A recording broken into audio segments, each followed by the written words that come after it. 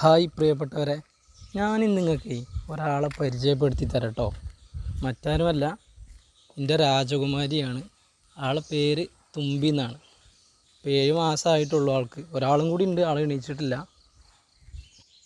ഇയാൾക്ക് രാവിലെ എണീറ്റാൽ ഞാൻ കുറേ നേരം ഇങ്ങനെ എടുത്ത് നടക്കണം.